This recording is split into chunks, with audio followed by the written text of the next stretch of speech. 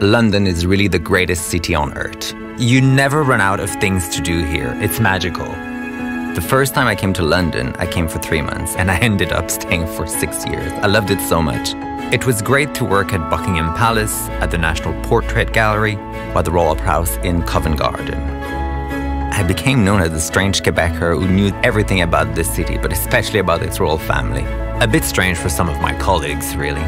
I'm really passionate about this city. I love everything British. I love its history, its culture, its social trends. I follow the news.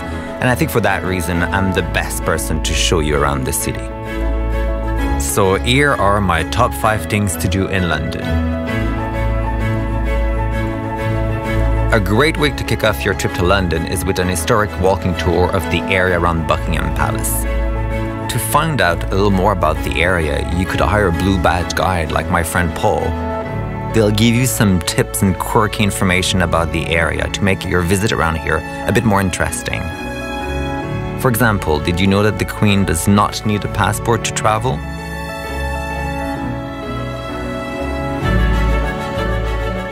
The Barbican is one of London's most famous performing arts centres. It's located in the financial district.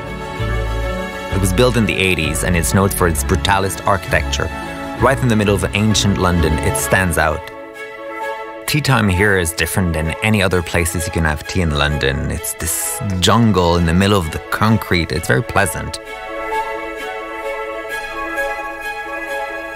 For me, there's nothing better to do on a Sunday morning than make my way to the Columbia Road Flower Market. It's a must if you're in London during a weekend. It's full of people, it's very busy, it's buzzing. You can hear the Cockney accent being spoken. There's lots of things to do here. It's a great place to come with friends, grab a pint, have a fish and chips.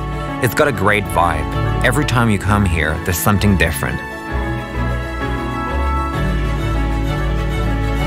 Travelife Hill is the oldest barber shop in the world. You may have heard of their more famous clients, Charles Dickens, Winston Churchill, and even John Wayne. If you're someone who likes to treat yourself to a little pampering while on vacation, this is the place to go.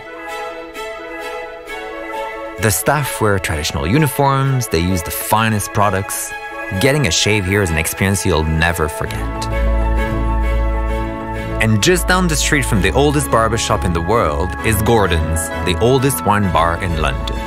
The place is family run and has barely changed since it was established in 1890.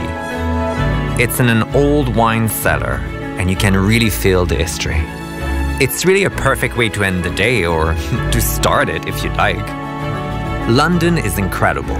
You can discover the world here. You don't need to go anywhere else.